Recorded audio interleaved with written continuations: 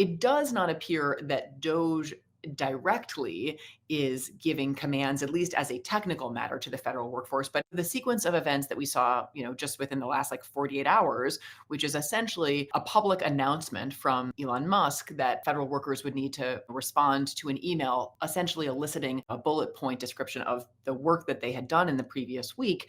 And then we very quickly did see that sort of migrate from a statement by Musk into an actual email from the Office of Personnel Management, right? The kind of human resources agency for the federal workforce to the entirety of the federal government. And in fact, beyond just the executive branch, right? Like there's reporting that judicial branch employees, including some federal judges, received this kind of justify your, job, your federal salary kind of email, just, to state the very obvious.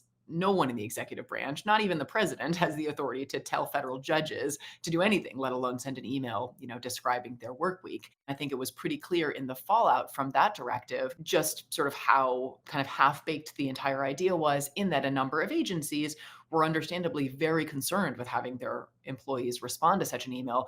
They're engaged in, privileged, confidential, sometimes classified activities, and it's not clear sort of where these emails would ultimately go. And so there was a lot of concern about, the kind of confidentiality interests in not responding in a detailed way to that sort of email. And that's, I think, a perfect example of what we are seeing, which is it seems to be a kind of soft pressure that a lot of the time that DOGE is exercising. I think there are other kind of harder pressures, which is actually accessing information, and in some instances instructing, kind of stopping payments, which comes close to essentially grinding agencies to a halt, as we obviously saw most prominently with USAID.